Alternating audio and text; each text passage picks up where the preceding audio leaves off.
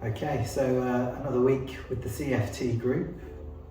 Yeah, a good one, I feel, actually, yeah. Yeah, it worked nicely. We didn't have Corin with us today, so it's just Sam and I, and a couple members missing as well, possibly to do with the heat.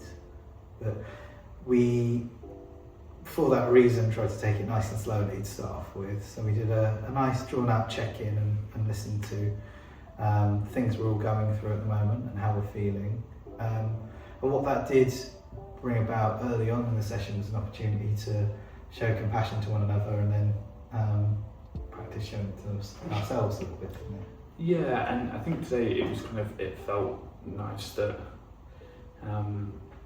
there was a member that was kind of sharing, I guess, an update so it kind of like there was some continuity of the story and what had been going on for them and really wanting to, or feeling comfortable enough to share that with people.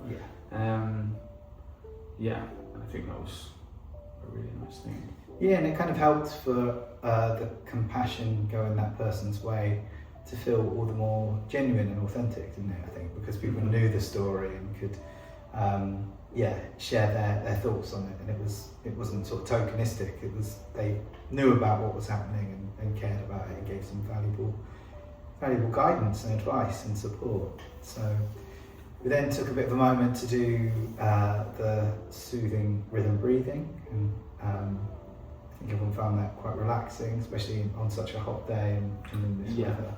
Yeah, because there's a few people that had said feeling like they've got other things on their minds, you know, that aren't kind of, I guess, related to the group. So yeah, it gave them a moment of peace from that, I guess, and really kind of allowed them to begin the work that we did, which I think was nice.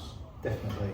And so the work that we did do, we went back in on the compassionate other, as it's called. So the way we tried to think about that this week was the idea of a compassionate friend that we imagine. We often say it's really difficult for us to be compassionate towards ourselves. We often find it quite easy to be compassionate to other people and provide guidance and advice and support. But doing that to ourselves, often not so easy. And we said one of the tricks to doing that is to imagine what someone else might say to you.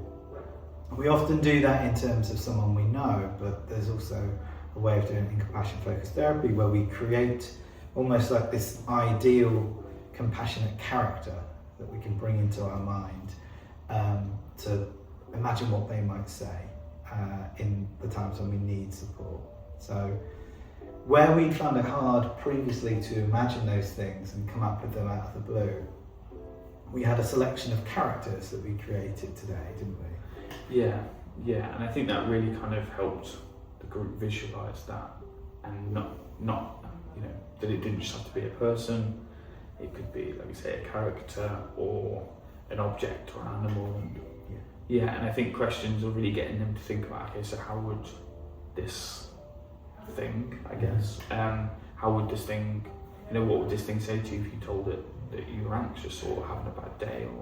And I think that really helped, didn't it? I think getting them thinking about that, and then it kind of, the conversation went on